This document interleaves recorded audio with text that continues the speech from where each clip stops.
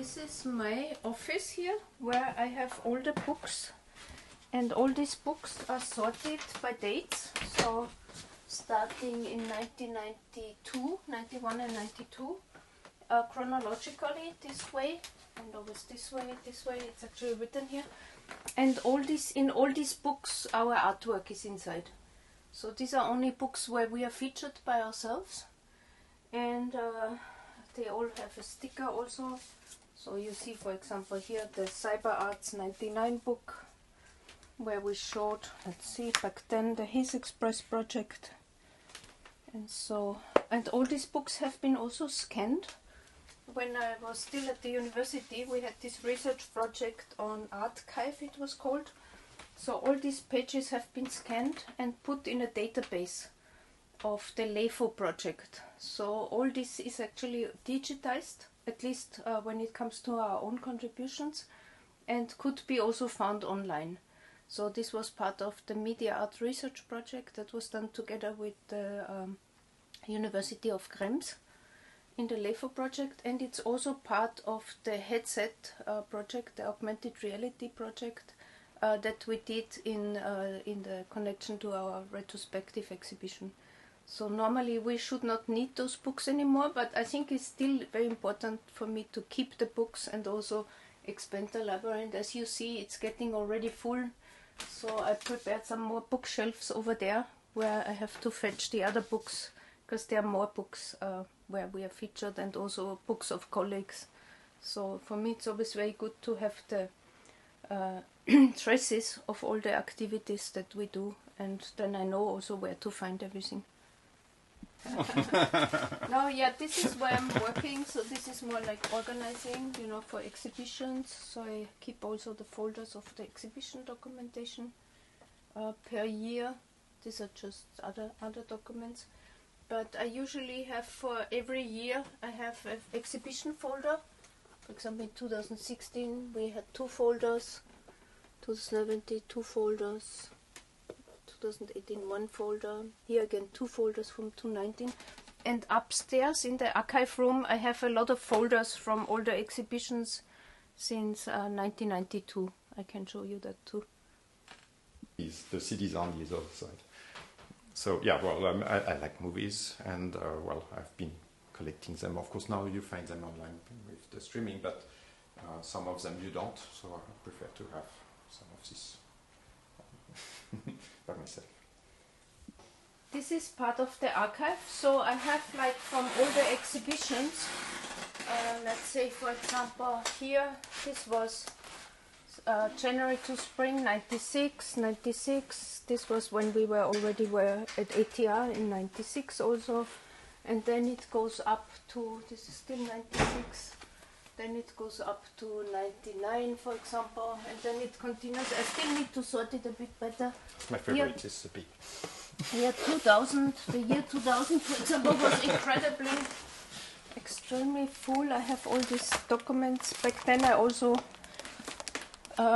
kept all the emails that we wrote.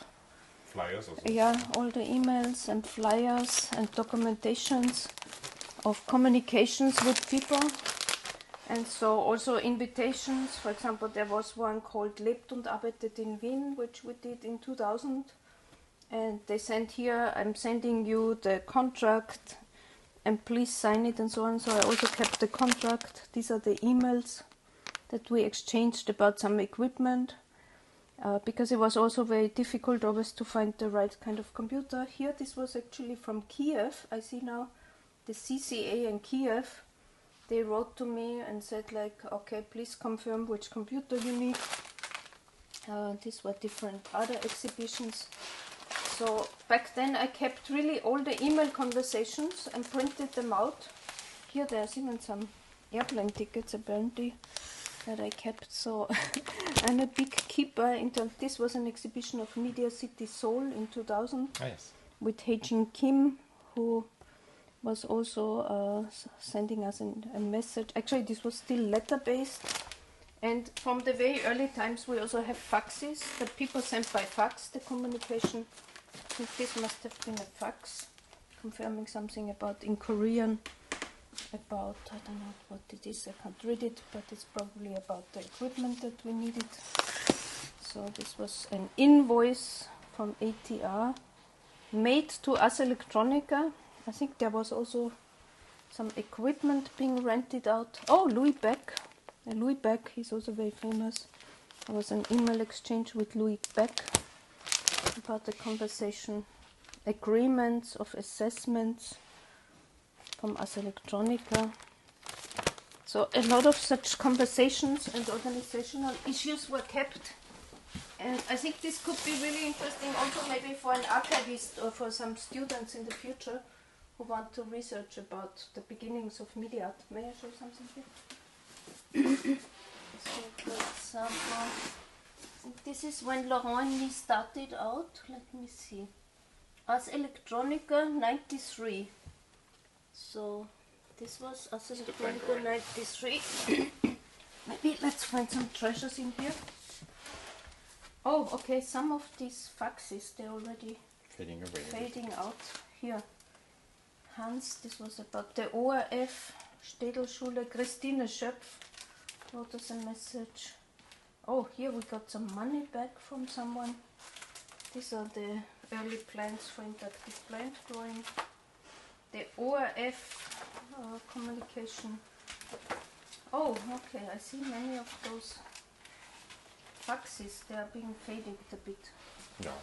Then here, this is the flyer from then. Actually, Laurent designed this flyer back then in 93. I remember Peter Weibel gave us a little money for this. Then here, Machine Culture exhibition, the one that Simon Penny did in 93. That was also very iconic communication. I think this was... There must be also some messages from Simon Penny here. So the hardware, what kind of hardware? We had a Silicon Graphics VGX 320 or Indigo 2 Extreme Indigo Elan. So that's also quite interesting to see. Conference manager. So since everything has been kept, I think one could a bit reconstruct even, you know, some spirit of that time. Simon Penny, here, Department of Art. Where was he back then? He was at Carnegie Mellon University. Dear Simon, possible teaching residency. Aha, okay, we asked him if he could teach anything there. I think, yeah, at that time we were independent artists urgently looking for some jobs. So we also asked people if they don't need some teachers. So yeah, it's fun to dig in this. Here, Städelschule, Peter Weibel, jury, Peter Weibel. Oh, that's quite interesting. Competition, here was a competition. INA, we participated in INA. Oh, some invoices again. Yeah, I remember at that time it went all very fast because we showed our project in Vienna and then in Helsinki with Erkki Hutamo and then in SIGGRAPH and then in Ars Electronica and in Monaco. So everything went very quickly and we got a lot of invitations and everything went super fast internationally. And it's documented in these folders here. Yeah, so we're both big collectors of things. Not the same type, but yeah, sort of keeping things. Yeah.